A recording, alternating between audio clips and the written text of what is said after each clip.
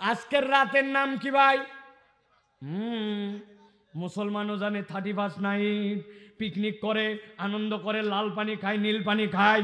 এক দোস্ত বলছে, দোস্ত আর কতদিন বিড়ি খাবি? বলছে এছাড়া আবার কি খাবো?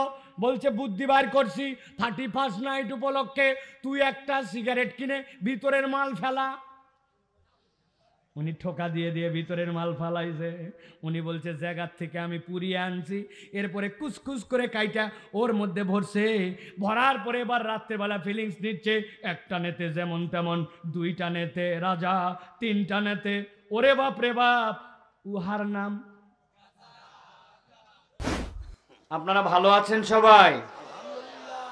আন্দাজে হুজুর জিজ্ঞাসা করবার উত্তর দিবেন এরকম না, দিল থেকে বুঝে সুঝে মাথা খাটায়া ঠান্ডা মাথায় বলবেন।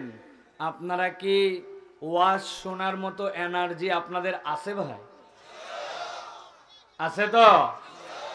আলহামদুলিল্লাহ। এই এনার্জিটা দরকার, কেননা আমরা দেখেছি এই যে আপনারা মানুষরা আসছেন, আপনারা অনেক কিছু খেয়ালই করেন নাই, যেটা আপনারা মাথার মধ্যে নেনই নাই। এরকম কতকগুলো বিস্ময়কর ব্যাপার ইতিমধ্যে আপনারা ঘটায় ফেলছেন। আমি দু একটা জিনিস বুঝাই। ধরেন এলাকার কোনো একজন চেয়ারম্যান সাহেব, উনার বাসায় আপনাকে দাওয়াত দিছে, খাওয়াবে। তার বাড়িতে আপনি দাওয়াত খেতে গিয়েছেন, যাওয়ার পরে দেখছেন উনার বাড়িতে সোফা আছে, উনার বাড়িতে চৌকি আছে, উনার বাড়িতে টুল আছে, উনার বাড়িতে চেয়ার আছে। কিন্তু আপনি বাড়িতে যাওয়ার পর আপনাকে বলছে, ওই যে সামনে হোগলার পাটি পাড়া আছে, আপনি ওই সামনের যে আমার বাড়ির উঠান অথবা আমার বাড়ির যে সামনের বারান্দার নিচে হোগলার পাটিতে বসেন। আর আপনি দেখতেছেন আপনি ভালো ফ্রেশ পোশাক টোশাক সব পরে গেছেন। বুঝে থাকলে বলবেন, চেয়ারম্যানের সম্মানে বা পরিস্থিতির দাবিতে যদি বসেন, কিন্তু সারা জীবনে এই কথা মাথার মধ্যে থাকবে, বেটা তুমি খাওয়ানোর নাম বলে চকিতে চেয়ারে টুলে কোথাও না বসায় আমারে হোগলায় বসাইছিলা। আমি হয়তো এই দফা আসছি, কিন্তু ওসিয়ত করে যাব আমার 3 প্রজন্ম যেন তোমার বাড়ির দিকে কোনোদিন মুখও না দেয়। কথা বুঝে বলেন, ঠিক কিনা? কিন্তু আপনারা খেয়াল করেন নাই, নতুন জামা কাপড় পরে ফ্রেশ আপনারা এই মাটির বিছানায় হুগলা, এইটা কি পরিষ্কার না অপরিষ্কার, ধুলা আছে না নাই, এইগুলা দেখেন নাই। আপনারা কোরআনের স্বার্থে অটোমেটিক এসে বসে পড়ছেন, ঠিক কিনা? বিগত সময় আমরা দেখেছি যে কোনো রাজনৈতিক সভা সমাবেশে যদি লোক গ্যাদারিং করতে হতো, সেটা রাত 9:30 না, দুপুর 2টার সময় যদি আনা লাগতো, ছেলেদেরকে তাইলে গেঞ্জি দেওয়া লাগে, মাথার ক্যাপ দেওয়া লাগে, মহিলাদেরকে শাড়ি দেওয়া লাগে, বিরিয়ানির প্যাকেট দেওয়া লাগে, পকেট মানি দেওয়া লাগে, গাড়ি ভাড়া দেওয়া লাগে। তারপরেও আমরা দেখছি লোক খুঁজে পাওয়া যায় না। কথা বললেন? কিন্তু এখানে আসার জন্য কিছু দিছে ভাই, উল্টা আরো সুযোগ থাকলে কিছু নিবে, ঠিক না ভাই? কিন্তু আমরা এই কোরআনের জন্য এসে বসে পড়ছি। এটা আল্লাহ রাব্বুল আলামিনের দেওয়া নিয়ামত। এই নিয়ামতটা আমাদের সাথে আছে। প্রমাণ কি বলেন? প্রমাণ আমি 2টা প্রমাণ দিব, ভালো করে খেয়াল করবেন। আল্লাহ কোরআনে বলছেন, ওয়াইদা তুলিয়াত আলাইহিম আয়াতুহু যাদাতুহুম ঈমানা। আল্লাহ বলছেন যখন তাদের কাছে কোরআনের আয়াত তেলাওয়াত করা হয়, আল্লাহ বলছেন তাদের ঈমানগুলা বেড়ে যায়। সুবহানাল্লাহ বলেন। এখনকার ছেলেরা বিড়ি সিগারেট খায়, ওইটা সবগুলা গ্যাস লাইট দিয়া। আগেকার মুরব্বীরা খাইতো দিয়া সলাই দিয়া, না ভাই? তোমরা তো গ্যাস লাইট দিয়ে খাও না ভাই? জি, হ্যাঁ, চাচাও বলছে জি। আগে খাইতো ম্যাচ ছিল, ম্যাচ ম্যাচ বলে না ভাই, দিয়া সলাই। ভালো করে বোঝেন, মাটির চুলা, সন্ধ্যাবেলা চুলা জ্বালানোর পরে মায়ের মনে নাই যে ম্যাচটা উঠানো লাগবে, বক্সটা। ম্যাচটা রয়ে গেছে, সারা রাত শিশির পড়ছে, ঠান্ডায় ম্যাচ শেষ। সকালবেলা কাঠি বের করে ঠোকা মারলে ধরবে তো? বেশি ঠোকাঠকি করলে কি হবে? বেশি ঠোকাঠকি করলে বারুদই নষ্ট হয়ে যাবে, ঠিক কি না? ভালো করে বোঝেন। আর যদি এটা স্বাভাবিক থাকে তাহলে হয়তো এক ঠোকায় না ধরলেও 3 ঠোকায় ধরে যেতে পারে, কিন্তু শর্ত হচ্ছে স্বাভাবিক, অন্তত পক্ষে ওইটার স্বাভাবিকতা থাকা লাগবে। এখন আপনি যেরকম মার্কায় মুসলমান হন, কোরআনের জন্য স্বাভাবিক মোহাব্বত যদি আপনার দিলে থাকে, ওইটার দ্বারা আপনাকে কোরআন ফায়দা দিবে। আর যাদের দিলের মধ্যে এইটা নাই, ওদের কাছে কোরআন শুনতে আর ভালো লাগে না, উল্টা এদিক ওদিক চলাচল করে, বেঈমান কাফের হয়ে মরার সম্ভাবনা আছে, ঠিক না? এই জন্য আমরা বলতে চাই, কোরআনের মাহফিলকে সম্মান দেন। কোরআন শোনার জন্য আসলে অন্তত শোনেন, এইটা একটু টাটকা করে নিয়ে যাওয়ার চেষ্টা করেন। আল্লাহ যেন আমাদেরকে কোরআন শোনার তৌফিক দেন, বলেন আল্লাহুম্মা আমিন। জি, থ্যাংক ইউ। প্রিয় ভাইয়েরা, আমরা কোরআনুল কারীম থেকে বেশিক্ষণ না, অল্প কিছু সময় কথা আপনাদেরকে বলতে চাই। শুনতে রাজি আছেন তো আপনারা ইনশাআল্লাহ? আমি আসার সময় যে আপনারা প্রেসারে ফেলছেন আমারে, আর যে চাপ দিছেন আপনারা, হ্যাঁ, বাঁশি এখনো আমার মাথার মধ্যে ভনভন করতেছে, আমি কানে শুনতে পারছি না। ডানে বামে 50টা বাঁশি মাইরে আমারে মোটামুটি একদম কালা বানায় ফেলছেন আপনারা। এত বাঁশি, এত উত্তেজনা, এত ইয়াংদের আবেগ। ওই যে কাদার মধ্যে পিছলাই গেছিলাম, পেছনে যে পরিমাণ বাহিনী আসতেছিল, যদি আমি পিছলাই পড়তাম তো উপর দিয়ে সব খুঁজছে আমারে একবারে ধান পাড়া দেওয়ার মতো দিয়ে দিত। এই জন্য আমার তরুণদেরকে বলবো, ভাই ভালোবাসেন আপনারা, আপনাদের ভালোবাসা আমরা হৃদয়ের মধ্যে ধারণ করি, কিন্তু অতি উত্তেজিত হয়ে গেলে তো আমরা কুলাতে পারবো না ভাই। 10 মিনিট একটু আসছি, একটু বসবো, বসে আপনাদের জন্য কথা বলবো, 10 মিনিট আর বসতে দিবে না প্রিয় ভাইয়েরা। আমাদের এই যে ভালোবাসা, এই ভালোবাসাটা তো আমরা অনুভব করি দিল থেকে, আপনাদেরকেও আমরা ভালোবাসি, কিন্তু এই ভালোবাসাটা তখনই কার্যকর হবে যখন আমাদের যে কথাগুলি, এই কথাগুলো আমাদের জীবনে আমল হবে, ঠিক কিনা ভাই? এই জন্য আমি বলবো, আপনারা যারা আমাকে দেখার জন্য আসছিলেন, মোটামুটি তো দেখে ফেলছেন ভাই, আর দাঁড়ায় থাকার দরকার না, আপনারা যান, যাদের দেখা হয়ে গেছে। আর যারা শুনতে চান, আপনি দাঁড়ায় থাকে শুনতে পারবেন, আপনাকে বসতে হবে, ন্যূনতম আপনাকে বসতে হবে। আপনি বসবেন, দেন আমি কথা শুরু করব, যে কোনো একটা, হয় বসা নয় চলে যাওয়া। চলে গেলে একটুকু রাগ করবো না, আপনাকে কে ঠেকায় রাখবে? কে বলছে আপনাকে মাহফিলে বাধ্য হয়ে শুনতে হবে? আপনি না শুনলে চলে যান, রিল্যাক্স, হ্যাভ এ রিল্যাক্স।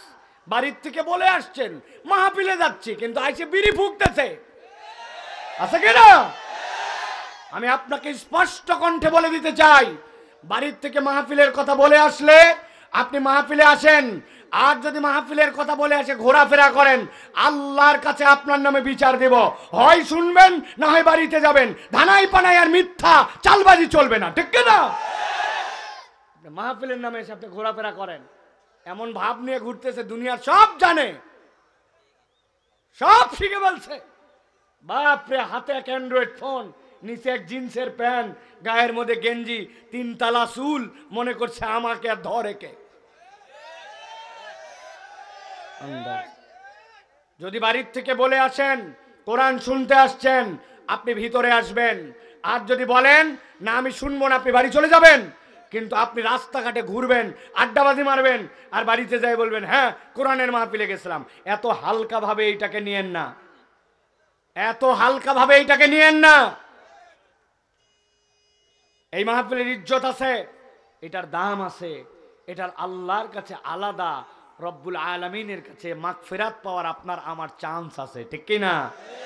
প্রিয় ভাইয়েরা, আমরা কোরআনুল কারীম থেকেই কথা শুনবো, কিন্তু ওই যে বললাম, আল্লাহ রাব্বুল আলামিন যদি আপনাকে আমাকে একটু ঈমান দেন, ওইটার একটা দাম আছে, আছে কি না? আল্লাহ রাব্বুল আলামিন কি বলছেন খেয়াল করেন। আল্লাহ বলছেন তাবৎ পৃথিবীর মানুষের জন্য মা আসাবা মিন মুসিবাতিন ইল্লা বিইজনিল্লাহ।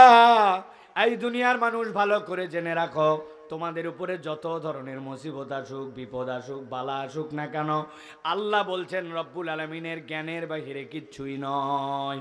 বরং তোমার যত বড় মুসিবতে হোক না কেন, আল্লাহ রব্বুল আলামিন সেইটার ব্যাপারে খবর রাখেন।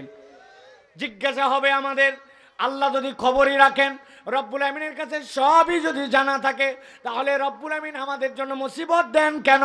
রব্বুল আমিন আমাদেরকে বিপদে ফেলেন কেন? আমাদের জন্য এত বড় পরীক্ষা আমাদের জীবনে কেন? আল্লাহ রাব্বুল আমিন বলছেন, তোমার জন্য যে পরীক্ষা দেওয়া হয়, তোমার জন্য যে মুসিবত দেওয়া হয়, বান্দা ঘাবড়ায় যেও না। আল্লাহ রাব্বুল আমিন তোমাকে একটা সান্ত্বনার বাণী শোনাতে চান।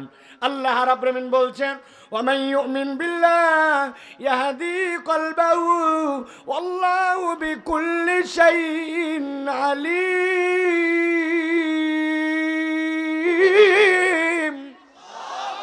আমার রব্বুল আমিন বলছেন, বান্দা ভালো করে জেনে রাখো, তোমার উপরে যত বড় মুসিবত হোক না কেন, আমি আল্লাহ তোমাকে জানাচ্ছি, ওয়া মান ইউমিন বিল্লাহ, আর যে আল্লাহ রব্বুল আমিনের প্রতি ভরসা করে, আল্লাহ বলছেন আমি রব্বুল আমিন তাকে জানালাম, আল্লাহর প্রতি ঈমান আনার কারণে ইয়াহদি কলবাহু, আল্লাহ রব্বুল আমিন তার অন্তরে একটা হেদায়েত দিয়ে দিবেন। ওই বান্দার মুসিবত যত বড়ই হোক, আল্লাহ কখনো তাকে পথ হারা করবেন না। সুবহানাল্লাহ। ভালো করে খেয়াল করেন, আপনার আমার একজন ইলাহ আছেন, আপনার আমার একজন রব আছেন। আপনার মুখে যদি শব্দ থাকে, উচ্চারণ করে বলতে হবে, আপনার আমার ইলাহকে। বললেন না যারা, আপনার আমার রবকে। ভালো করে খেয়াল করেন, ছোট্ট একটা উদাহরণ দেই, যুবকেরা মুখস্থ রাখবে। উদাহরণ কয়টা গেল আপনার কাছে কিন্তু ধরবো আবার। উদাহরণ এটা কয় নম্বর উদাহরণ? জোরে বলেন। এক। ভালো করে খেয়াল করেন, সুন্দরবন অঞ্চলে একটা লোকের একটা বাড়ি ঘর আছে, একটা পাড়া মহল্লা আছে সুন্দরবনের ভিতরে। ওই লোকের আবার 2 বিঘার একটা পুকুর আছে। বন্যা হয়েছে, বন্যা হওয়ার পরে পুকুরের মধ্যে মাছ ঢুকছে। এরপরে যখন বন্যা বেরিয়ে গেছে, মাছ তো সব বেরোয় যায় নাই। চিন্তা করছে এবার মাছগুলা সব ধরবে পুকুরের কেমনে। পুকুরের মধ্যে অনেক দল, অনেক পানা। আপনাদের এলাকায় কি বলে ভাই? পানা বলে? কথা বলেন। পানা বলে, পানা পানা, কচুরি পানা। পুকুরের মধ্যে কচুরি পানা, এই জন্য ভালো করে মাছ ধরা যায় না।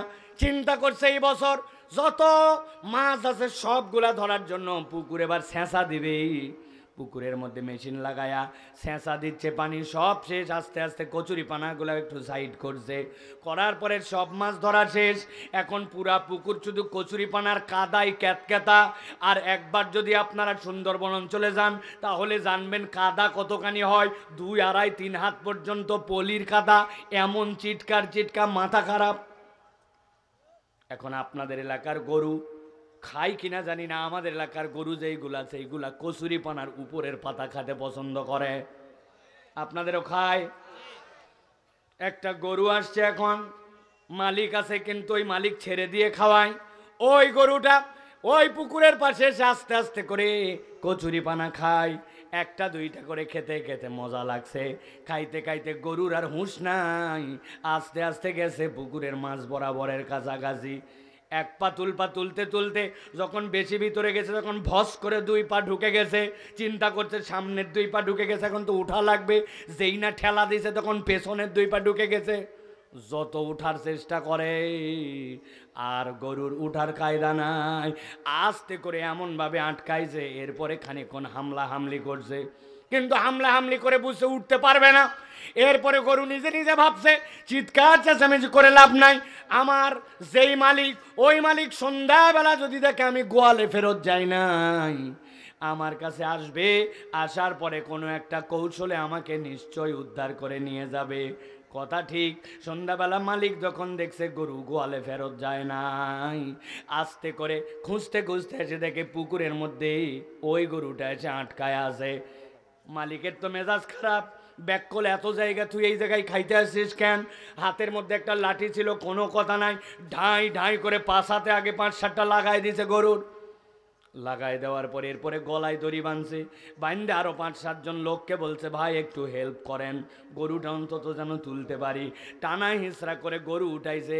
গরুর গলা ছিঁড়ে গেছে, পেটের মধ্যে ছিঁড়ে গেছে, পাছাতেও কিছু মার খাইছে। কিন্তু উঠানোর পরে পানি নিয়ে এসে ওই মালিক তখন আবার খড় দিয়া পোয়াল দিয়ে আস্তে আস্তে করে ধুয়ে ধুয়ে গরুটাকে ধুয়ে গোয়ালের মধ্যে নিয়ে গেছে। ঠিক ওই রাত্রেই আরেকটা ঘটনা ঘটে গেছে। ওই পুকুরের পাশেই এলাকার মধ্যে একটা হরিণ শিকার করার জন্য একটা বাঘ ঢুকছে। লোকালোকে বাঘ কম আসে, কিন্তু খাদ্যাভাব মানুষের নানান অজাচারের কারণে ওই বাঘটা ঢুকছে। যেই না ঢোকার পরে হরিণ তাড়া করতে যে একটা ঝাঁপ দিছে এখন, কিন্তু ওই বেচারি আর জানে না যে পুকুরের মধ্যে আর পানি নাই। পুকুর ছেঁচা, উপর দিয়ে খালি পানা আর পানা, কাদা হচ্ছে 2.5 হাত। যেই না লাফ দিছে বাঘ, এক লাফে যায় পুকুরের মধ্যে পড়ছে। পড়ার পরে শক্তি তো কম না, ওঠার চেষ্টা অনেক করছে, কিন্তু কাদা এমন ক্যাদা, বাঘ মামা গেছে জম্মের আটকায়া। এরপরে 2টা হুঙ্কার ছাড়ছে, এলাকার লোকজন ভয় পাই যায়, বাঘ পড়ছে, দরজা টরজা সব লাগাই দিয়ে সবাই সাবধান। পরের দিন সকালবেলা মানুষজন হাতে মাথে লাঠি নিয়ে যে গেছে না আছে কে জানে, কিন্তু বের তো হতে হবে। সকালে একজন বের হয়ে পুকুরের দিকে তাকাইয়া চিৎকার দিয়ে উঠছে, এই বাঘ আটকায় গেছে পুকুরের মধ্যে, যাবে কোথায়? যার হাতে যত বাঁশ লাঠি ছিল সবগুলা নিয়ে আসে দে ধোলাই। কথা বলেন। একটা ছোট বাচ্চা আসছে, চাচা আমাকে একটু বাঘ মারতে দে। বলছে তুই মারবি কেন? বলছে অন্তত বড় হয়ে যেন গল্প করতে পারি, পিটায় বাঘ মারছিলাম। এক মহিলা কোলে করে বাচ্চা নিয়ে আসছে, চাচি আপনি? বলছে আমার ছোট বাচ্চাকে একটু সুযোগ দে বাবা, ও যেন বড় হয়ে বলতে পারে মায়ের কোলে থাকে বাঘ মারছিলাম। সুযোগ পায়া রয়্যাল বেঙ্গল টাইগারকে পিটায়া পাটায়া মায়েরে একাকার। চিৎকার করে উত্তর দিবেন বুঝে থাকলে। আপনাদের এলাকায় নয়, পুরা পৃথিবীতে গরু বেশি শক্তিশালী নাকি বাঘ বেশি শক্তিশালী? গরু না বাঘ? কিন্তু বলেন তো ভাই, বাঁচছে কি বাঘ না গরু? কারণ কি ভালো করে খেয়াল করেন, ওই গরু যেটা অবলা একটা প্রাণী, কিন্তু তার একটা স্থানীয় মালিক আছে, তার একজন তত্ত্বাবধায়ক আছে। বিপদে পড়লেও তার জন্য খোঁজ নেওয়ার জন্য উপায় আছে। কিন্তু বাঘের কোনো স্থানীয় তত্ত্বাবধায়ক নাই, জন্য আটকায় গেছে, ফান্দে পিটন খায় দুনিয়ার থেকে বিদায় হয়েছে। আমার আল্লাহ বলছেন, বান্দা ভালো করে বোঝ, মা আসাবা মিন মুসিবাতিন ইল্লা বিইذনিল্লাহ ওয়া মান ইউমিন বিল্লাহ ইয়াহদি কলবাহু ওয়াল্লাহু বিকুল্লি শাইইন আলীম।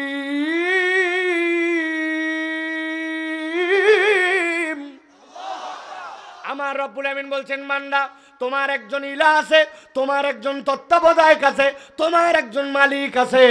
তুমি যদি ঈমানটা একবার মজবুত করতে পারো, তোমার বিপদ যত বড়ই হোক না কেন উদ্ধার করে দেওয়ার দায়িত্ব আল্লাহ, ঠিক না? আর যদি আপনি মনে করেন আমাকে বাঁচাবে পাশের রাষ্ট্র, আমাকে বাঁচাবে অমুক রাষ্ট্র, অমুক শক্তি, তাইলে আপনার বিপদ আছে কিনা? আমি আপনাদের কাছে বুদ্ধি খাটায় একটা কথা জিজ্ঞাসা করব, মাথা খাটায় উত্তর দেন তো ভাই। আমেরিকা কি আল্লাহর দুনিয়ার ভিতরে না বাইরে?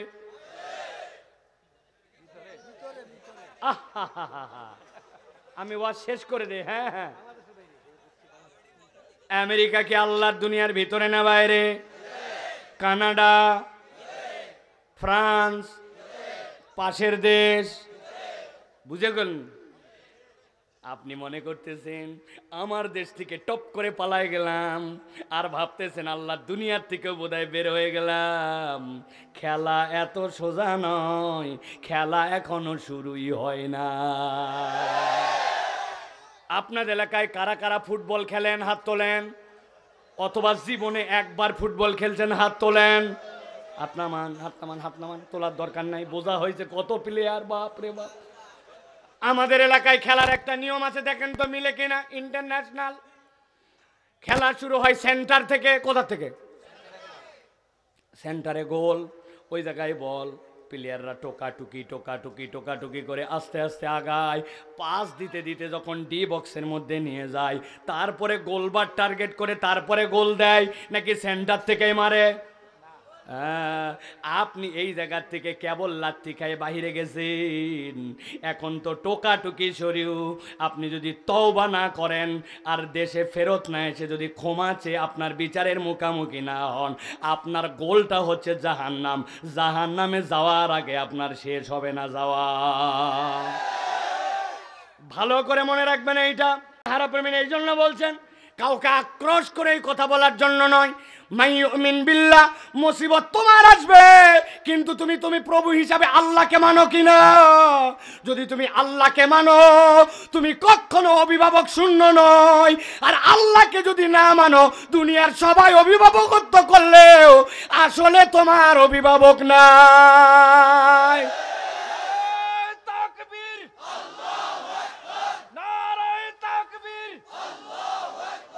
ভালো করে খেয়াল করেন, এখন আমাদের মুসিবত হয়, বিপদ হয়, বালা আসে, ঠিক কি না? আমরা আল্লাহকেও মানি, আল্লাহকেও স্বীকার করি, কিন্তু এখন কথা হচ্ছে যে আমরা উদ্ধার পেতে চাই কিনা। আল্লাহ বলছেন উদ্ধার পেতে হলে আল্লাহ রাব্বুল আলামিনের একটা পথ ও পদ্ধতি আছে। আরেকটা উদাহরণ দেয়, উদাহরণ নম্বর কত? এই যুবকেরা বলো, মুখস্থ করো, আমি এগুলো ধরবো কিন্তু আবার। মনে করো না সাইফুল্লাহ ভাই এক স্যার বলে চলে যাবে, এত সোজা না, সবগুলা ধরা হবে আবার। উদাহরণ নম্বর কত? আপনাদের এলাকায় একটা বাসা আছে 3 তালা, আছে না? রাত্রিবেলা তাকায় দেখে 3 তালার মধ্যে আলো জ্বলে, 3 তালার মধ্যে আবার বন্ধ হয় আলো, জালনা খোলে, জালনা বন্ধ হয়। আবার দেখা যায় মাঝে মাঝেই রাত্রিবেলা আলো জ্বলে আবার বন্ধ হয়। এইগুলা কি প্রমাণ করে যে 3 তালায় যেই ঘরের মধ্যে আলো জ্বলে বন্ধ হয়, পর্দাটা নড়ে, ফ্যান চলে বন্ধ হয়, জালনা খুলে বন্ধ হয়, তার মানে এই জায়গায় মানুষ থাকে না থাকে না? কথা বলতেছেন না কেন ভাই? থাকে না থাকে না? কিন্তু আপনাদের এলাকার এক লোক বলতেছে যতই লোক থাকুক আর যাই থাকুক, এই বাড়িতে ওঠার কোনো সিঁড়ি নাই, আমি নিশ্চিত। এই কথা যদি বলে তাহলে আপনারা এলাকায় ওই লোকের কি বলবেন? কেন? ওই লোকের পাগল। তো পাগল বলবেন কেন? বলবেন স্ক্রু ঢিল, ঠিক কিনা? কিসের ঠিক আন্দাজি? মানুষের স্ক্রু থাকে। হুজুর যা বলে তাই গেলে হো বলেন কেন? হ্যাঁ বলেন হুজুর পাগল আর স্ক্রু ঢিল এটা রূপ করতে, আসলে দেখতে মানুষের মতো হলেও ওর হুঁশ আক্কেলে কমতি আছে। 3 তালায় উঠতে হলে সিঁড়ি লাগবে, মই লাগবে, কোনো একটা পদ্ধতি লাগবে, ঠিক কিনা? যারা এই ঠিক বলছেন, আল্লাহর সাথেও আপনার ঠিকের বোঝাপড়া এবার আসা লাগবে। আল্লাহ বলছেন বিপদ থাকবে, কিন্তু রব্বুল আমিনের প্রতি ঈমান লাগবে। ঈমান থাকলে হেদায়েত পাবে। তবে জেনে রাখো, ওই হেদায়েত পাওয়ার জন্য 2টা সিঁড়ি তোমাকে টপকানো লাগবে। 1 নম্বর আল্লাহ বলছেন ওয়া আতিউল্লাহ ওয়া আতিউর রাসূল। 1 নম্বর হচ্ছে রব্বুল আলামিনকে ইতাআত করতে হবে। রব্বুল আলামিন যা বলছেন আপনাকে তাই শুনে নিতে হবে। আল্লাহ রব্বুল আলামিনের হুকুমের কাছে আপনাকে পূর্ণ আত্মসমর্পণ করা লাগবে, ঠিক কি না?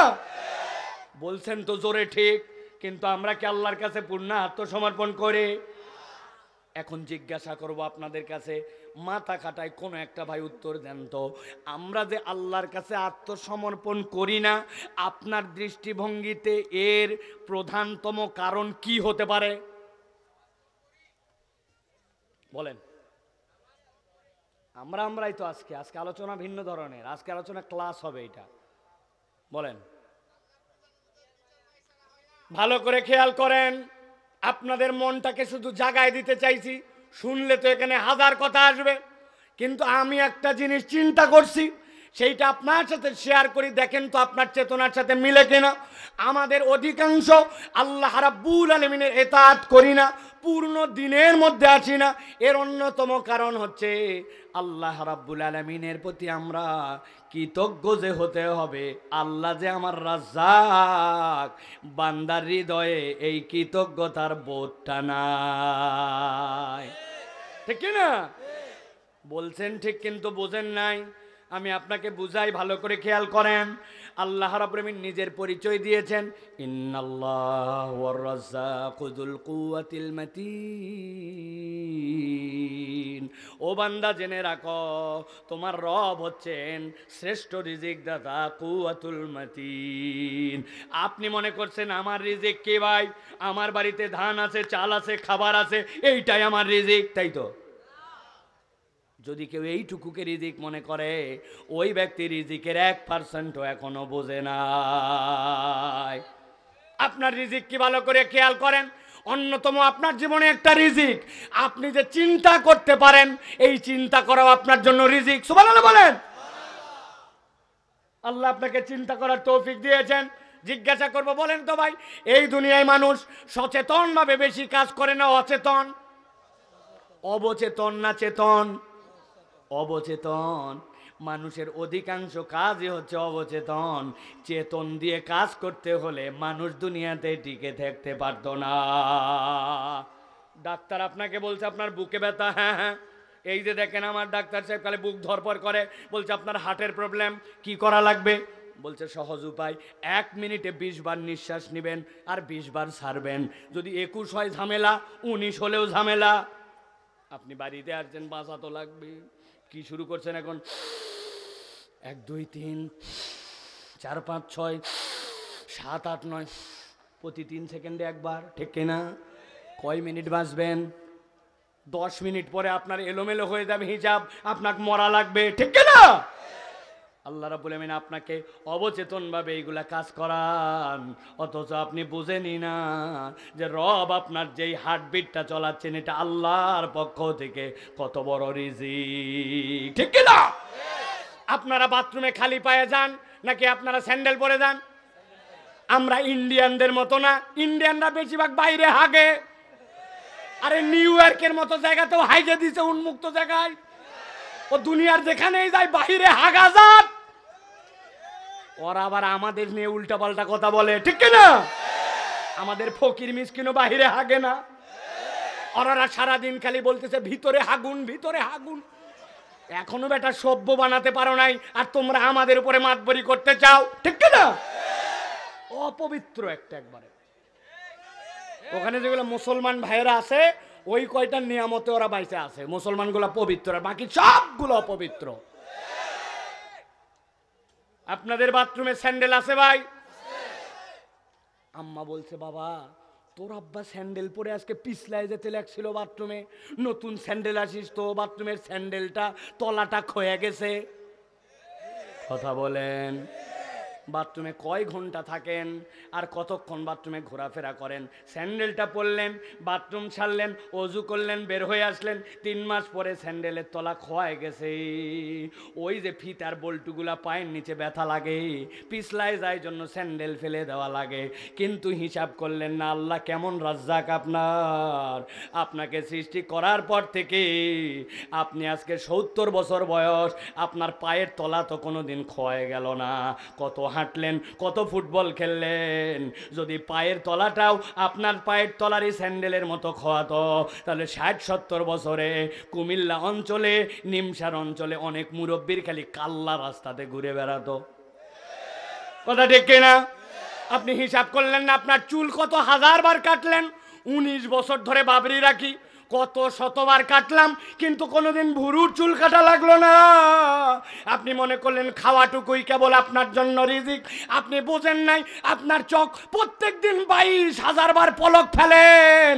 আপনার মোবাইলে একদিন না যাতে চার্জ দেওয়া লাগে, আপনার 22,000 বার চোখের পলক ফেলেন, কখনো চার্জ দেওয়া লাগলো না। ইন্নাল্লাহ হুয়ার রাজ্জাকু যুল কুওয়াতিল মাতিন।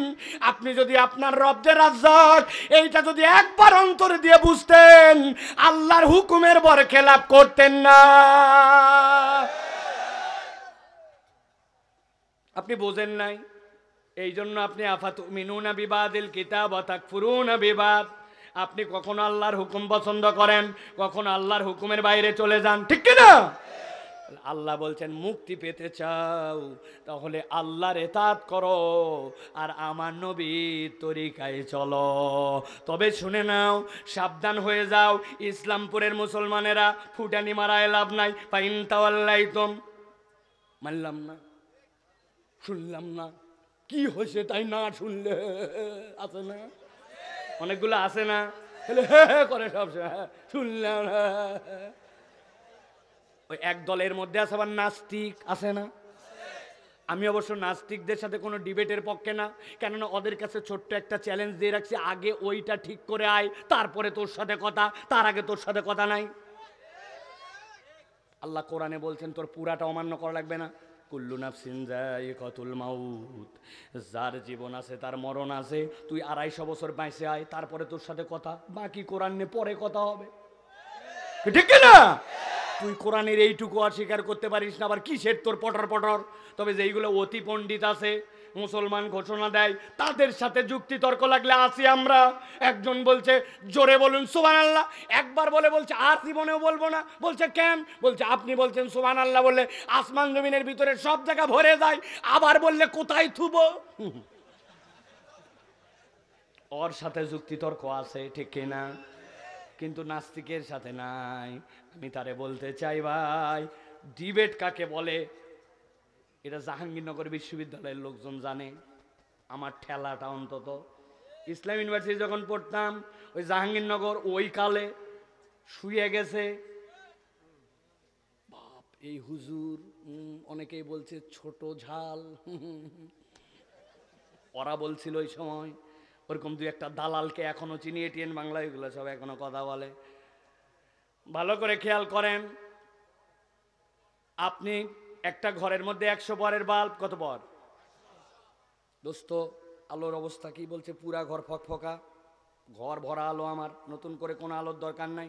এখন আপনি বলবেন দোস্ত ঘর যেহেতু 100 পরের বাল্ব দিয়ে ভরা আলো, ওই ঘরের মধ্যে যেন মোবাইল ধরাস না, অন্য কিছু জ্বলাস না, 0 পাওয়ার জ্বলাস না, যেহেতু ঘর ভরা। নতুন আলো যদি দেশ তাইলে তোর মধ্যে ঘর ভাঙ্গে যাবে, ঠিক না? ভাঙ্গে যাবে। আপনি সোয়াবটা বোঝেন না কেন? সোয়াব হচ্ছে আমল নামায় নূর। আপনি যে কোরআন শুনতে আসছেন, আপনি যে আল্লাহর জন্য বসে আছেন, এই সময়টুকুতে আপনার আমল নামায় ওই আলোটা বৃদ্ধি পাচ্ছে। আলো বাড়তে বাড়তে এমন আলো হবে, ওইটা জান্নাতে যাওয়ার জন্য কারণ হবে।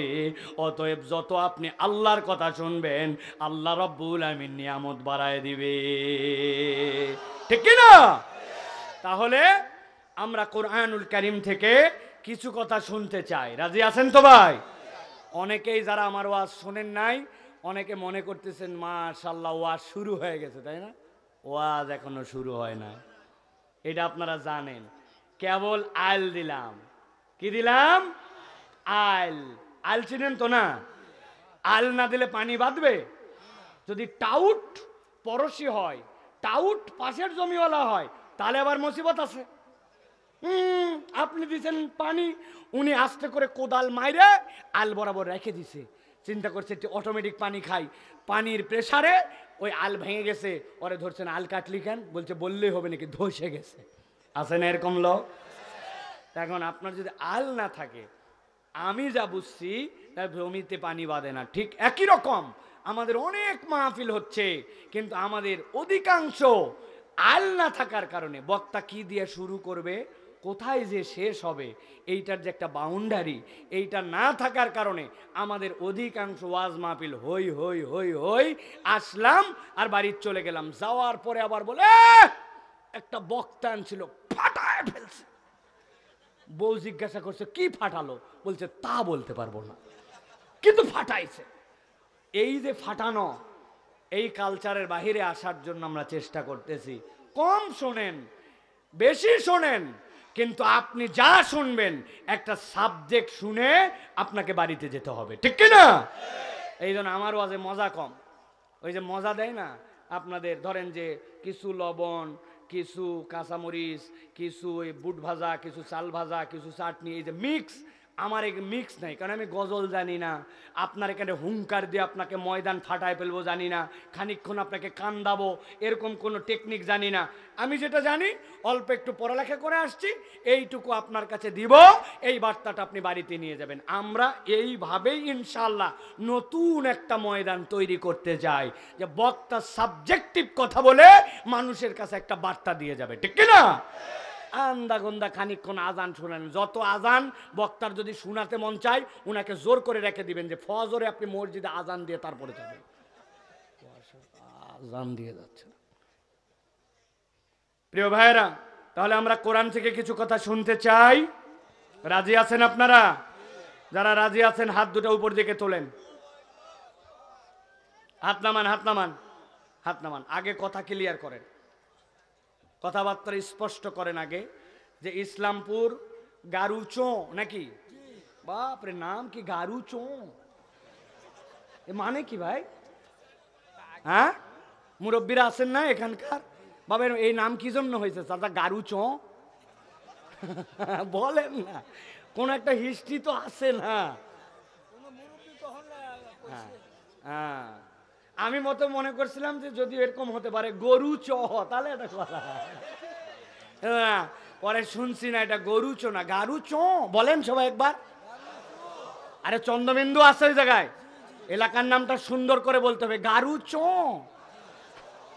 বিউটিফুল একটা নেম, মাশাআল্লাহ। এক এক দেশের এক এক ধরনের কথা আছে, আমরা কিন্তু বুঝি না, ঠিক কিনা? এক চাইনিজ বন্ধুর সাথে বাঙালি বন্ধুর সেই দোস্তালি, কিন্তু ইশারা ইঙ্গিতে কথা হয়, ভাষা জানে না। হঠাৎ করে বাঙালি খবর পাইছে চাইনিজ বন্ধু মৃত্যু সজ্জায়, আইসিইউতে একবারে। ওর মনের দুঃখ, আহারে একসাথে কাজ করতাম, অন্তত আখেরি দেখাটা ওকে দেখি। গেছে ওর কাছে, যাওয়ার পরে ওই বন্ধুর সামনে দাঁড়াইছে, দাঁড়ানো মাত্রই চাইনিজ বন্ধু একটা কথা 3 বার চিৎকার করে করে বলে মরে গেছে। বাঙালি তো ঘাবড়ে গেছে, আহারে এতদিন মরল না, মরবি তো মর, আমি গেছি আর 3 বার চিৎকার করে এক কথা বলে মরে গেল। ওর ভিতরে এমন দুঃখ, ও বাহিরে আসছে আর মনে রাখছে যে কোন কথাটা বলে মরে গেছে। আসার পরে এক চাইনিজও বোঝে, বাংলাও বোঝে, ওকে বলছে, ভাই আমার সারা জীবন দুঃখ, যেতাম না গেলাম, আমাক দেখেই 3 বার জোরে জোরে এক কথা বলে মরে গেল। কি বলছে ভাই?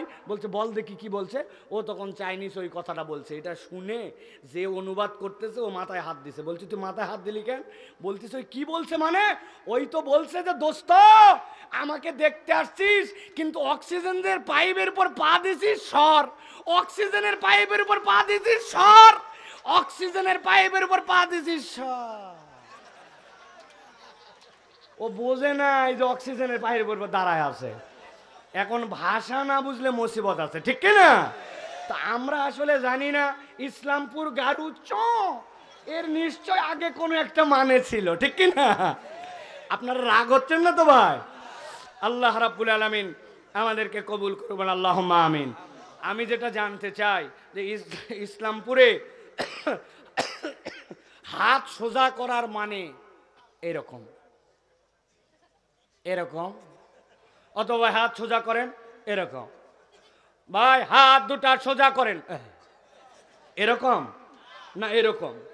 যদি এইরকম হয় তাহলে এইরকম করে হাত তুলতে হবে। আর যারা দাঁড়ায় আছে ওদেরকে আপনারা বসার পার্টি দেন নাই? কি রে ভাই, মানুষকে দাওয়াত দিচ্ছেন কিন্তু তাদেরকে বসতে দিবেন না, এটা তো হয় না।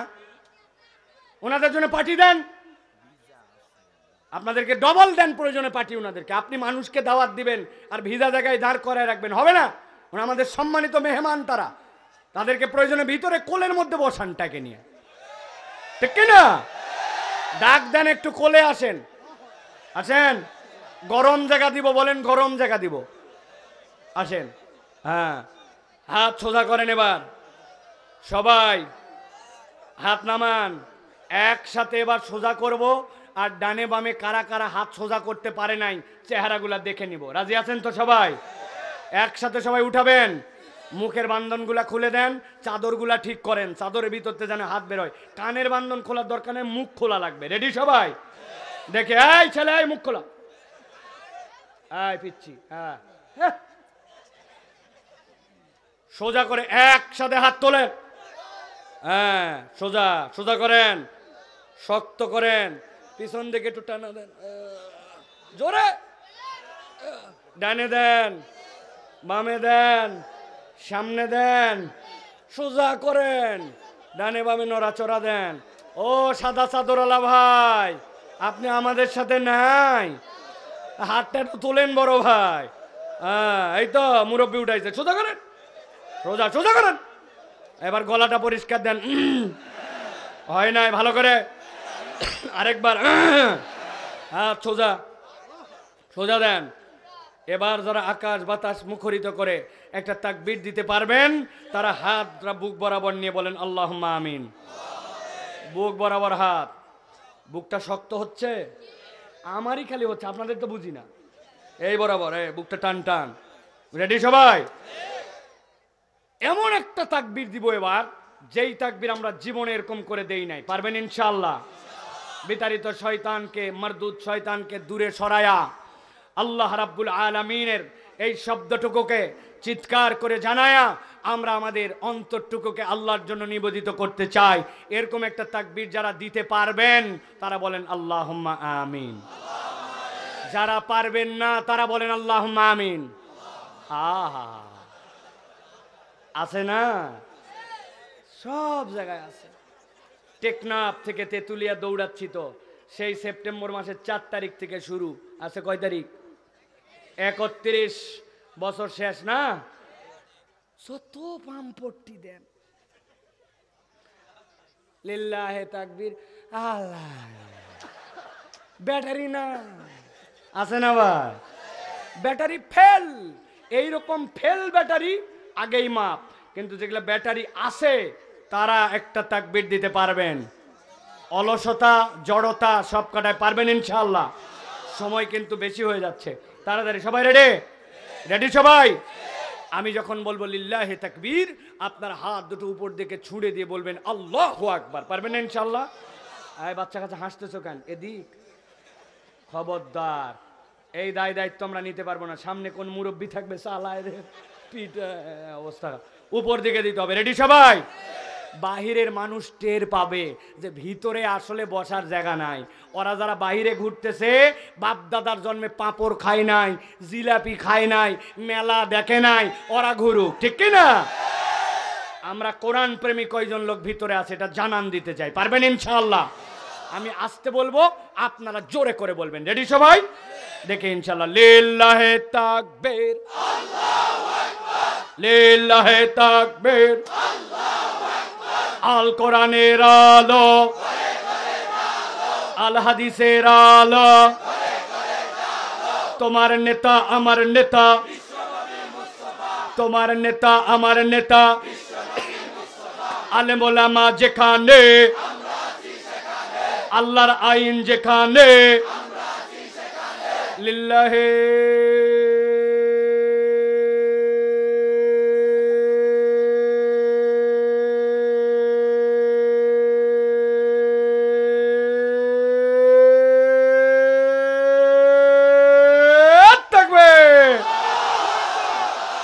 আলহামদুলিল্লাহ। আলহামদুলিল্লাহ বলেন।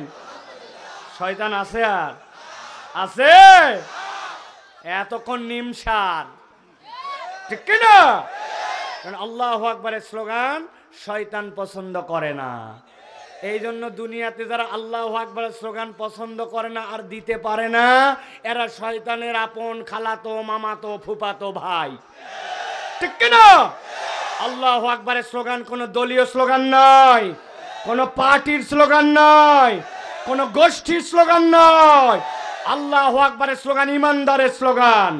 ইমানদারের হৃদয়ে যতদিন পর্যন্ত ঈমান থাকবে, ইনশাআল্লাহ এই বাংলার জমিনে কিয়ামত পর্যন্ত আল্লাহু আকবারের স্লোগান চলতেই থাকবে, চলতেই থাকবে, চলতেই থাকবে।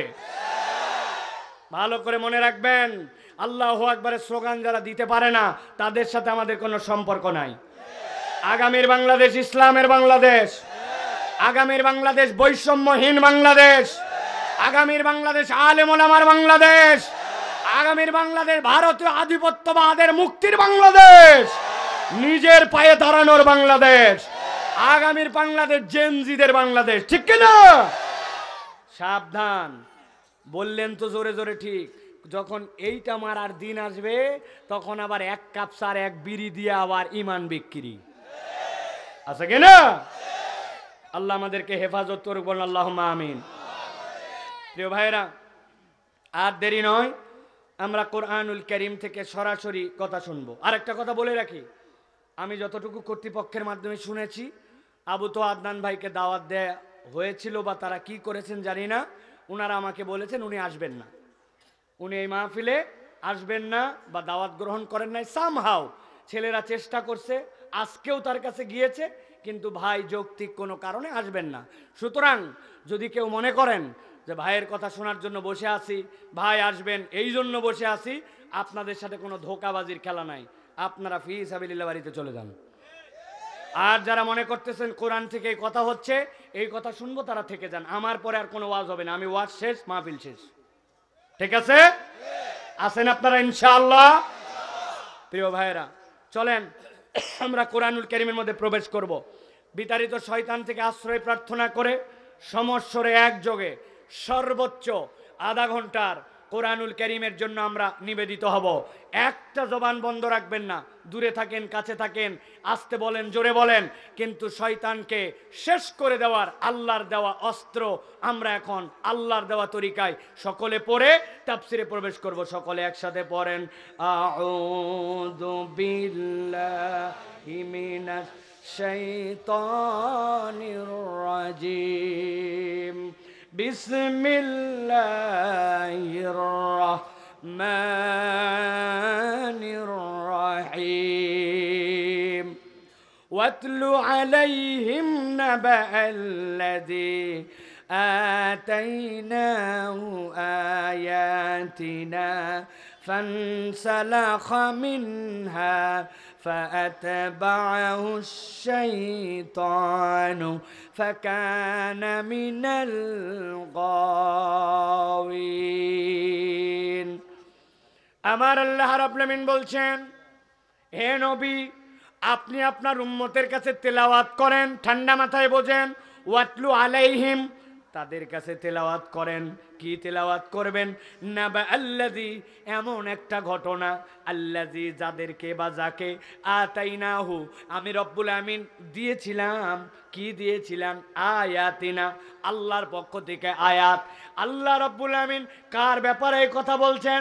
দুইটা মতামত আছে। হযরত আব্দুল্লাহ ইবনে মাসউদ বলছেন আল্লাহ নবী এই জায়গাতে বালাম ইবনে আবারের কথা বলেছেন। আল্লাহ রব্বুল আমিন বলার জন্য নবীকে, বালাম ইবনে আবার কে ছিল? মুসা আলাইহিস সালামের সময় এমন একজন লোক, যেই লোক আল্লাহর কাছে হাত তুলতে দেরি, এক মুহূর্ত দোয়া কবুল হতে দেরি হতো না, দোয়া কবুল হয়ে যেত তার।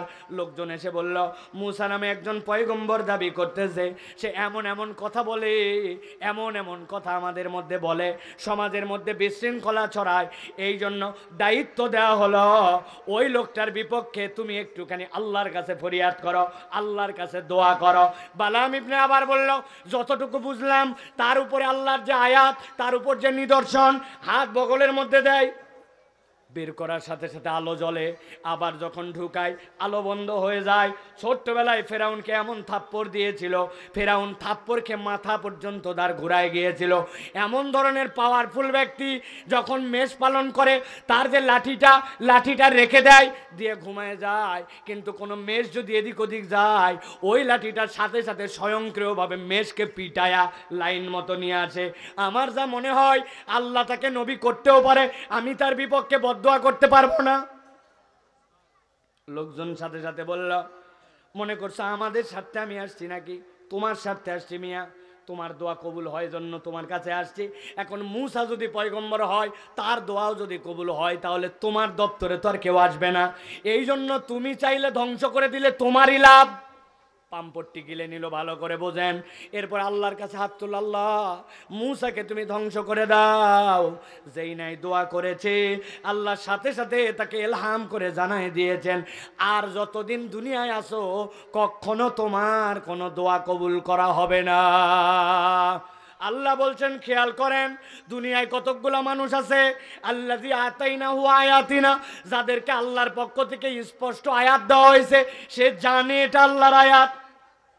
একটা উদাহরণ দেই, আপনি চিটাগাঙে চাকরি করেন, আপনি ঢাকায় চাকরি করেন, ঈদের আগের রাত্রে বাড়িতে আসবেন, বাসগুলায় কি পরিমাণ ভিড় হয়, ঠিক কিনা? বাসের মধ্যে কোনো রকমে উঠছেন, উঠার পরে এরপরে আপনি দাঁড়ানোর কেবল জায়গা পাইছেন, রড ধরে দাঁড়ায় আছেন, ডানে ফেরার জায়গা নাই, বামে ফেরার জায়গা নাই। এমন সময় আপনি খেয়াল করছেন মসজিদগুলা থেকে আজান শুরু হয়েছে আসরের, হাইয়া আলাস সালাহ। আপনার মন চাইছে কোন নামাজ পড়ব, কিন্তু বাস তো দাঁড়ায় না, অজু তো নাই, ডানে যেতে পারি না, বামে যেতে পারি না, নামাজ কেমনে পড়ব? এই চিন্তা করতে করতে আসরের ওয়াক্ত পার। বুঝে থাকলে উত্তর দেন, এই লোকটা যে আসরের নামাজ পড়তে পারে নাই, এটা কি ইচ্ছায় না অনিচ্ছায়? কথা বুঝে থাকলে বলেন, ইচ্ছায় না অনিচ্ছায়?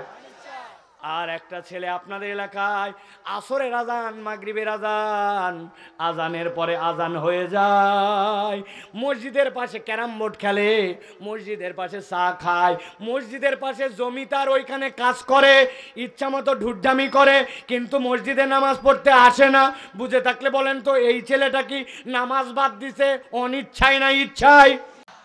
আল্লাহ বলছেন 1 নম্বর অপরাধ নবী আপনি জানান, আল্লাযী আতাইনাহু আয়াতিনা, তাদেরকে আয়াত দেওয়া হয়েছিল, তারা আল্লাহর হুকুম বুঝতো, নিদর্শন চিনে ফেলেছিল, কিন্তু জানা বোঝার পরেও আল্লাহর আয়াত থেকে মুখ ফিরায় নেয়। বুঝে থাকলে বলেন আমাদের এলাকায় এরকম মানুষ আছে কিনা? খবরদার আর আছে বলবেন না, বলেন আমরা কিসের আছে। তাহলে 1 নম্বর অপরাধ আল্লাহর আয়াত থেকে মুখ ফিরানো। আল্লাহ বলছেন যদি কোনো ব্যক্তি এরকম অপরাধে যুগে যায়, আল্লাহ বলছেন সাথে সাথে তার দ্বিতীয় একটা অবস্থা হয়ে যায়। আল্লাহ বলছেন নবী আপনি জানান, ফাআতবাহু শাইতান ফাকানা মিনাল গাওয়িন, কেউ যদি জেনে বুঝে আল্লাহর আয়াত থেকে মুখ ফিরায়, সাথে সাথে শয়তান তার অনুগামী হয়ে যায়। আর একবার যার পিছে শয়তান লাগে ওই লোক আর হেদায়াত পায় না। ঠিক কি না?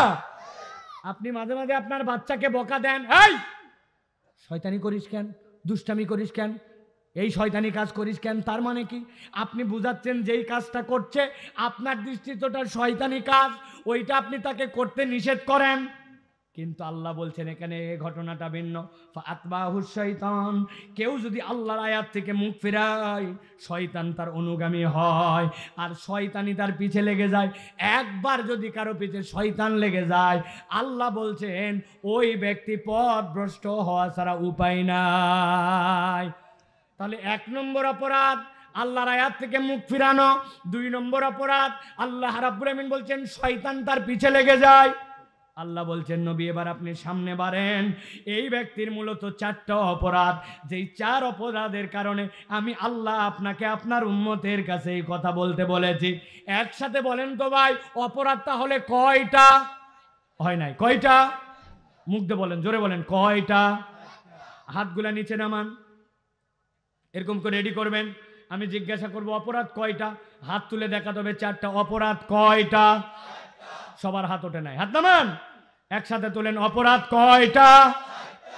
লাস্ট একটা সুযোগ দিলাম, বাড়িতে ওয়াজ যেন যায়, হাত নামান, একসাথে বলেন অপরাধ কয়টা? আপনি তুলছেন ভাই, চাদরওয়ালা ভাই? হ্যাঁ, থ্যাংক ইউ, হাত নামান। 1 নম্বর আল্লাহর আয়াত জেনে বুঝে অস্বীকার।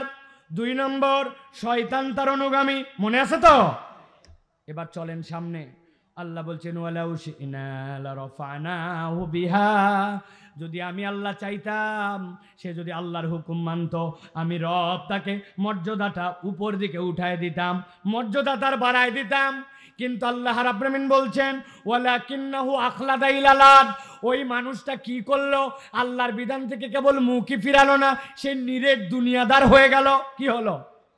দুনিয়াদার।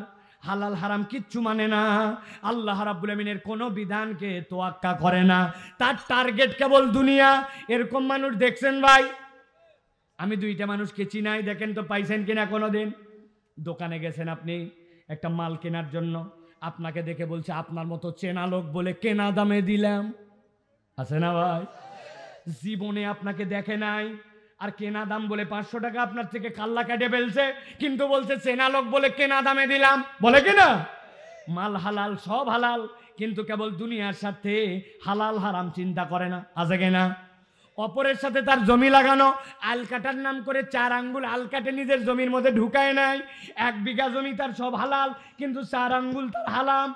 এত বড় দাড়ি, মাথায় টুপি, কিন্তু এই হালাল হারাম বিবেচনা করে না। এরকম লোক এলাকায় আছে কিনা? নিজের ছেলেদেরকে জমি লিখে দেওয়ার সময় 10 বিঘা জমিতে দিছে 8 বিঘা, আর 2 মেয়ে আছে তার, ওই 2 মেয়েকে দিছে 1 বিঘা। উনি আবার এলাকার হাজী সাহেব। এরকম মুসলমান আছে কিনা? আপনাদের এলাকায় আছে ভাই? ছেলে মেয়ের মধ্যে বেইনসাফ করে আছে? বাপ বলে গেছিল বাবা বোনের জমি ঠিকঠাক মতো দিয়ে দেশ, মরার বয়স হয়ে গেছে, আজ পর্যন্ত জমি দেয় নাই। উল্টা আরো বলে ভিটার জমিতে নাকি ভাগ নিতে হয় না, সংসারে নাকি সুখ হয় না। বোনকে এরকম বুঝ দিয়া নিজে হাজি সাহেব, নামাজি সাহেব আছে কিনা? আমার আল্লাহ কি বলছেন? ওয়ালাকিন্নাহু আখলাদা ইলাল আরদ, এই মানুষগুলা নিরেট দুনিয়াদার। আরবিতে খুলদুন মানে হচ্ছে, আর এমন কতকগুলা প্রাণী আছে, গরু ছাগল, যেগুলা সব সময় মাথা নিচ দিকে দিয়ে রাখে। ওর চিন্তা চেতনায় হালাল হারাম কিচ্ছু নাই, ওর চেতনা একটাই, দুনিয়ার সাথে তাল মিলায় মিলায় চলা। আজকের রাতের নাম কি ভাই? মুসলমানও জানে 31 নাইট, পিকনিক করে, আনন্দ করে, লাল পানি খায়, নীল পানি খায়। এক দোস্ত বলছে, দোস্ত আর কতদিন বিড়ি খাবি? বলছে এছাড় আবার কি খাবো? বলছে বুদ্ধি বার করছি, 31 নাইট উপলক্ষে তুই একটা সিগারেট কিনে ভিতরের মাল ফেলা। উনি ঠোকা দিয়ে দিয়ে ভিতরের মাল ফালাইছে। উনি বলছে জায়গার থেকে আমি পুড়িয়ে আনছি, এরপরে কুচকুচ করে কাইটা ওর মধ্যে ভরছে। ভরার পরে এবার রাত্রেবেলা ফিলিংস নিচ্ছে, একটা নেতে যেমন তেমন, দুইটা নেতে রাজা, তিনটা নেতে। ওরে বাপ রে বাপ, উহার নাম আসেনি বা? উনি নাকি মুসলমান। উনি মরার পরে আবার উনাকে দাফন কাফন করা হবে। ভালো করে জেনে রাখেন, আপনি যেই জাতি যেই সংস্কৃতির অনুসরণ করবেন, আপনার হাসর নাসর তাদের সাথে হবে, ঠিক কিনা? বহু প্রতিবাদ করছি, আর প্রতিবাদ না, আজকের রাত থেকে প্রতিবাদ না, প্রতিকার হবে। যদি কেউ গাঁটা ফুটায়, পটকা ফুটায়, আতশবাজি করে, এইগুলা করে, আপনারা যুবকরা যাইয়া আচ্ছা মতো ধোলাই দিয়ে ঠান্ডা করবেন, পারবেন না? এটা আমাদের কালচার না। আমরু বিল মারুফ অনেক হয়েছে, এখন নাহি আনিল মুনকার হবে। যুবক সাবধান হও, ফাজলামি করবে ফাজলামির মতো, ফাজলামির দেশে চলে যাও। এটা আমাদের সংস্কৃতির অংশ নয়। মুসলমান দাবি করলে এই কাজ তুমি করতে পারবে না, ঠিক কিনা? ডেক লাগাইছে, লাগায় এর মধ্যে ড্যান্স হবে, আর এলাকার মুরব্বীরা বলবে না কাজটা খারাপ, নাউজুবিল্লাহ, ওই দিন শেষ, লাথায় উঠায় দিতে হবে। রাজি আছেন? আল্লাহ বলছেন 3 নম্বর অপরাধ, ভালো করে মুখস্থ করেন, ওয়ালাকিন্নাহু আখলাদা ইলাল আরদ, ওই ব্যক্তি নিরেট দুনিয়াদার হয়। আল্লাহ বলছেন আর 4 নম্বর তার অপরাধ হচ্ছে ওয়াত্তাবা হাওয়া, মন পছন্দ জিন্দেগি। যতদূর তার মন টানে ততদূর মানে, যতদূর মন টানে না ততদূর মানে না। ইসলাম তার ইচ্ছা মতো পালন করে, এরকম লোক আছে কিনা ভাই? কারা তারা? জুম্মার নামাজ পড়ে, জোহর আসর মাগরিব পড়ে না, উহারা কাহারা? আমরা। আপনি কেমনে ঈমান নিয়ে চলতেছেন? আপনার মন পছন্দ জিন্দেগি, যতটুকু আপনার ভালো লাগে ততটুকু ভালো লাগে না। হাজার জায়গায় উদাহরণ দেই, আপনাদের এলাকাতেও বিয়ে শাদী হয়, হয় হয়, এমন কোনো মাহফিল নাই যেটাই বলি না। এই দেশটা সয়লাভ হয়ে গেছে। ইসলামের বিয়ের রুকন 3টা।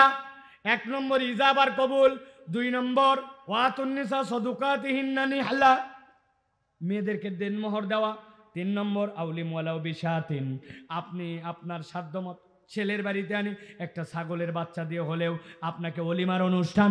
ইসলামের বিয়ে শেষ, আনন্দ ফুর্তি এর মধ্যে সবগুলা, কিন্তু আপনাদের এলাকার বিয়ে শাদীকে এইটুকুতে শেষ। প্রবাসে থাকে, টাকা কামাই করে, টাকার যখন অজস্র তখন কি করা লাগবে?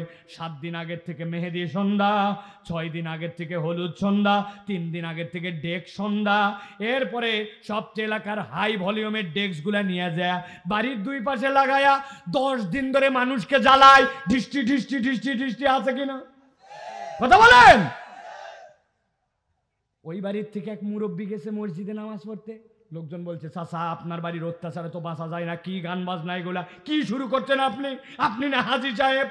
বলছে বাবা থাম থাম, তোরও বেটি আছে, তোমারও বিয়ে দেওয়া লাগবে। সমাজে এটা চল হয়েছে, আর একটা দিনই তো আছে, একটু মাইনে নাও, চলো আমার সাথে নামাজে চলো। মুরব্বীর সমাজ বলে, এলাকা বলে, কালচার বলে। আল্লাহ বলতেছেন এটা আল্লাহর ভাষায় ভিন্ন, ওয়াত্তাবা হাওয়া, তুমি তোমার মন পছন্দ জিন্দেগির অনুসরণ করছ। নামাজে আল্লাহর আইন মানছ, কিন্তু বিয়েতে আল্লাহর আইন লাগে না। রোজায় আল্লাহর আইন মানছ, কিন্তু সংসদে আইনের কথা বললে ওই লোককে তখন দল পার্টির নাম দিয়া অত্যাচার কর, ঠিক কিনা? আমার আল্লাহ বলছেন তাহলে অপরাধ হচ্ছে 4টা, ভালো করে খেয়াল করেন। 1 নম্বর, আল্লাহর বিধান জেনে বুঝে অস্বীকার। হাতে নখ ধরেন, এরকম করে। আল্লাহর বিধান জানার পরেও সেখান থেকে মুখ ফিরায় নেওয়া, বলা লাগবে না, ধরেন খালি। 2 নম্বরে, শয়তানের অনুগামী হয়ে যাওয়া। 3 নম্বরে, নিরেট দুনিয়াদার হয়ে যাওয়া। 4 নম্বরে, মন পছন্দ জিন্দেগি গঠন করা। আমার জীবন যেমন চাই, আল্লাহর হুকুম থাক না থাক তাতে কিচ্ছু যায় আসে না। এই 4 ধরন। আল্লাহ বলছেন যাদের জীবনে এই 4টা ধরন আছে, নবী এবার তাদের পরিচয়টা তুলে ধরেন। আল্লাহ বলছেন ফামাসালুহু কামাসালিল কাল, নবী আপনি জানায় রাখেন এদের উদাহরণ হচ্ছে আল্লাহর কাছে কুত্তার মতো। কার মতো বলেন? কুকুরের মতো। সবাই বলেন, মুখ দিয়ে বলেন, কার মতো? আরেকবার বলেন, কার মতো? জোরে বলেন, কার মতো? এত জোরে হুজুর বলালেন, কারণ আছে।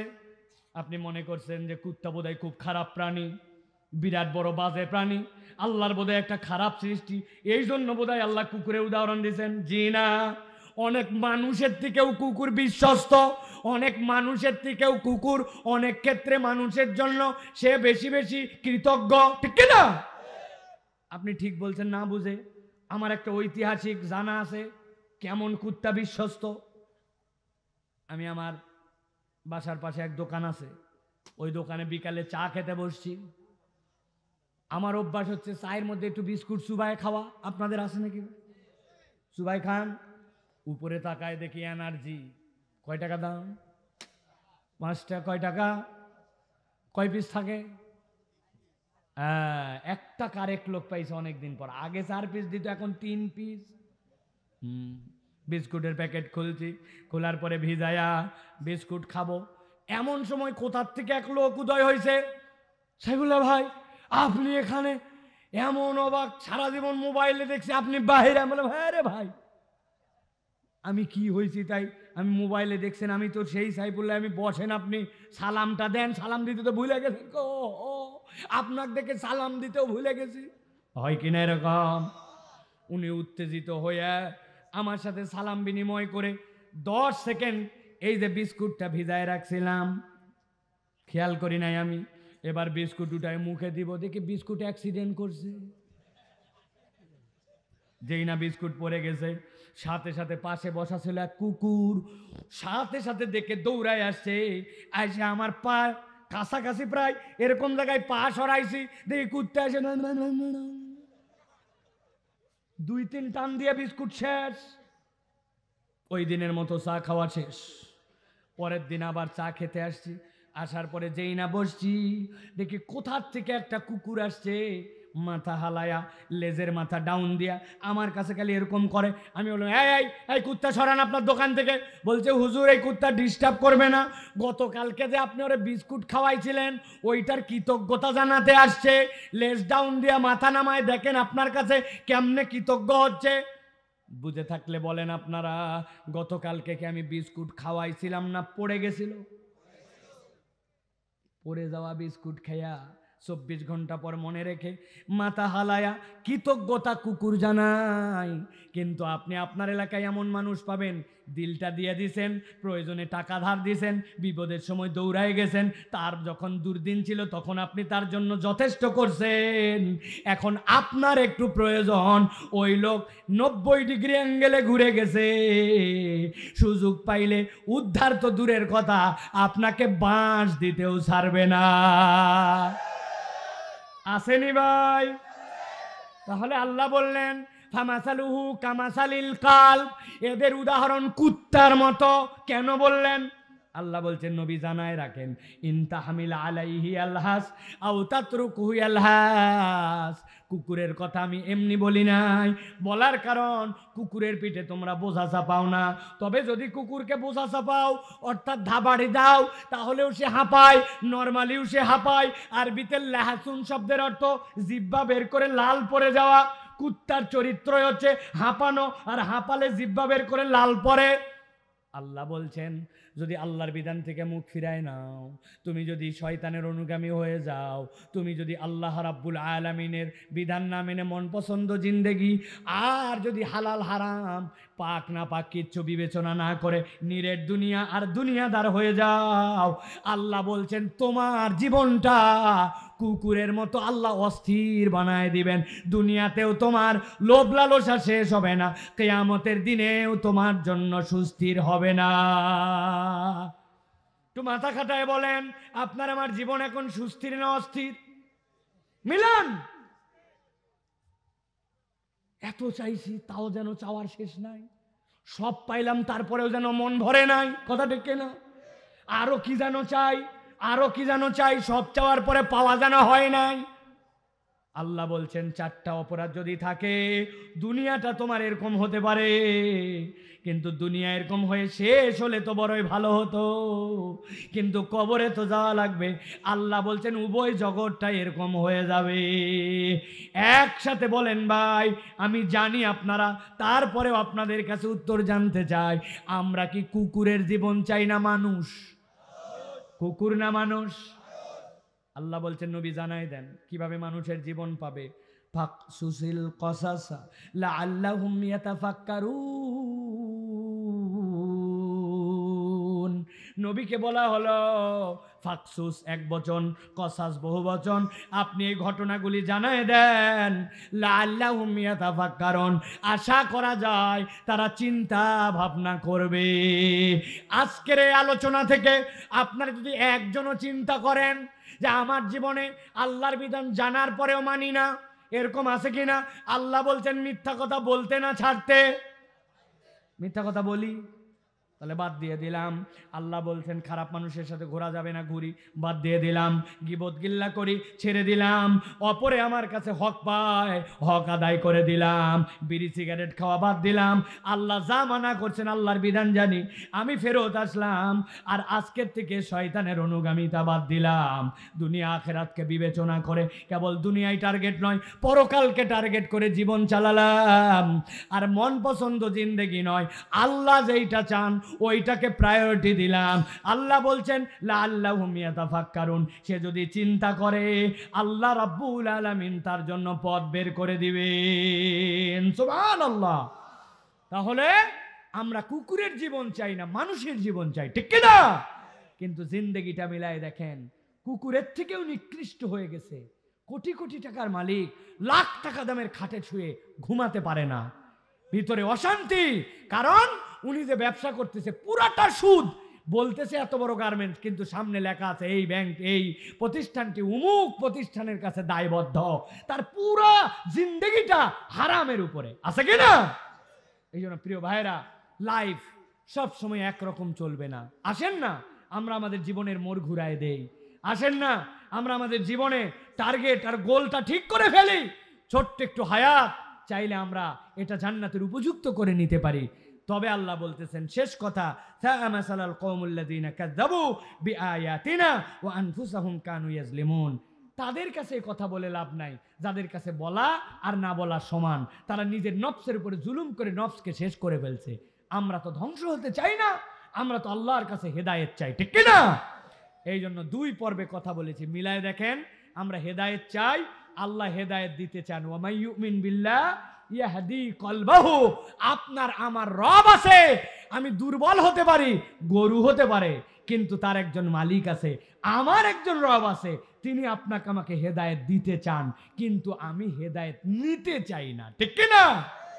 শেষ উদাহরণ, সারা জীবনের জন্য ভিতরে ঢুকায় নিয়ে চলে যাবেন, সারা জীবনের জন্য রাখবেন। কেন হেদায়েত পাই না? আমি ঝিনাইদহ মাহফিলে যাচ্ছিলাম, ফেরি পার হচ্ছি, পদ্মা সেতু হয় নাই, পদ্মা সেতু মানিকগঞ্জ দিয়ে যাচ্ছি। যাওয়ার সময় হঠাৎ করে আসরের ওয়াক্ত হয়ে গেছে, রোডের জ্যাম। আমি ফেরিতে উঠেই, আপনারা যারা জীবনে ফেরি পার হয়েছেন তারা জানেন ফেরির ছাদের উপরে নামাজের জায়গা থাকে। আমি উপরে উঠে গেছি, যে মোবাইল হাতে নিয়েছি, মোবাইল থেকে আমার কম্পাস ছিল মোবাইলের মধ্যে, এই কম্পাস বের করে দেখে কেবলা ঠিক করে, এই যে আপনাদের কেবলা যেরকম এরকম, তাই না ভাই? এদিকে কেবলা, কেবলা দেখে নামাজ পড়ে ফেলছি। নামাজ পড়ার পরে দেখি পাশে একজন মুরব্বী বসে আছে, আমার দিকে হা করে তাকায় আছে। এখন এক মানুষ যদি অনেকক্ষণ এক মানুষের দিকে তাকায় থাকে তাহলে একটু চিন্তা হয়, ঠিক কিনা? বা মুরব্বী বললাম, বাবা কি ব্যাপার, আপনি আমার দিকে এভাবে তাকাইছেন? বলছে, তুমি আমাকে অবাক করে দিচ্ছ। বাবা কি অবাক করলাম? বলে, আমিও তোমার আগে নামাজ পড়ার জন্য ফেরির উপরে উঠছিলাম, উঠে একজনকে জিজ্ঞাসা করলাম কেবলা কোন দিক, বলছে এই দিক। আরেকজনকে বললাম ভাই, বলছে না মুরব্বী এদিক। বড় মুসিবত, একজন বলে এদিক, একজন বলে এদিক। এরপর আরেকজনকে পাইলাম, বললাম কোন দিক, বলছে এই দিক। তারপরে আমি চিন্তা করলাম তিন দিকের মধ্যে যে দিক হোক এদিকে নামাজ পড়ি। কিন্তু অবাক হলাম যে তোমার নামাজ আইসে কাউকে জিজ্ঞাসা না করে মধ্যে দিকে ঠিক ঠিক নামাজ পড়ি না, কেমনে? আমি বললাম সাইডে তো কোনো ব্যাপারই না। মোবাইলে আমাদের কম্পাস আছে, কম্পাসের ধর্ম চম্বুকের উত্তর দক্ষিণ, এর বিপরীত পূর্ব পশ্চিম। আমরা যেহেতু কাবার থেকে পূর্ব দিকে, আমরা পশ্চিম দিকে কেবলা ঠিক করি, দেখলেই ঠিক নে নামাজ পড়ে ফেলি। বলছে, বাবা আমিও তো সফর করি বিভিন্ন জায়গায়, তো আমার একটুখানি তাহলে এই জিনিসটা ঠিক করে দেওয়া যাবে কিনা? আমি মনে করলাম এটা তো সোয়াব কামাইয়ের একটা বিরাট সুযোগ, আমি এটা ঠিক করে দিব, উনি দেখবে নামাজ পড়বে আর আমি সোয়াব পাবো। বললাম, ব্যাপার নাকি চাচা, এক্ষুনি আপনার এটা ঠিক করে দিচ্ছি, আপনার যা করা লাগে করে আপনাকে শিখাই দিচ্ছি, আপনার মোবাইলটা খালি দেন। মুরব্বী আনন্দে গদগদ হইয়া আমাকে পকেট থেকে মোবাইল বাইর করে হাতে ধরায় দিছে। আমি হাতে মোবাইল নিয়ে দেখি নোকিয়া 3220। কি সেট ভাই? হাসলেন যে আপনারা, হাসলেন কেন? কারণ আপনারা বুঝে ফেলছেন যে এটা অ্যান্ড্রয়েড বা আইফোন না, এটাতে অ্যাপেল স্টোর অথবা এর মধ্যে গুগল প্লে স্টোর নাই, কোনো অ্যাপস নামায়া ডাউনলোড করা যাবে। বুঝে থাকলে বলেন যাবে। আমার কথা শেষ ভাই। আল্লাহ বলছেন হেদায়েত দিবেন, তোমার অন্তরকে হেদায়েতে আলোতে উদ্ভাসিত করে দিবেন, কিন্তু আমি আজ পর্যন্ত হেদায়েতের জন্য নিজেকে উপযুক্তই করি নাই। খালি বলে আল্লাহ হেদায়েত দেয়, হেদায়েত পালাম না কেন? নিজেকে উপযুক্ত করতে হবে। উপযুক্ত কি? আতিউল্লাহ ও আতিউর রাসূল। আর চারটা খসলত থেকে নিজেকে ছড়াই নিতে হবে। জানি আল্লাহর বিধান মেনে নিব, শয়তানের অনুসরণ করব না, নিরেট দুনিয়াদার হব না, মন পছন্দ জিন্দেগি নয়, আল্লাহ পছন্দ জিন্দেগি। আপনি উপযুক্ত হয়ে গেছেন, হেদায়েত অবশ্যই আল্লাহ আপনাকে দিবেন। বলেন আল্লাহুম্মা আমিন। আমরা কি তাহলে হেদায়েতের রাস্তায় চলতে রাজি? ইনশাআল্লাহ, ইনশাআল্লাহ। এই যে কয়টা লোক বসে আছেন, এ কয়টা হচ্ছে আমার লোক, ঠিক কিনা? এ কয়টা লোক কোরআনের লোক, এ কয়টা লোক মাহফিলকে সম্মান দেওয়া লোক, ঠিক কিনা? আল্লাহ রাব্বুল আমিন কবুল করবেন, আল্লাহুম্মা আমিন। যারা আগেও ছিলেন আল্লাহ তাদেরকেও কবুল করেন, বলেন আল্লাহুম্মা আমিন। আল্লাহ আমাদের আশা বসা আজকের আয়োজন যারা ইখলাসের সাথে করেছেন আল্লাহ যেন কবুল করেন, বলেন আল্লাহুম্মা আমিন।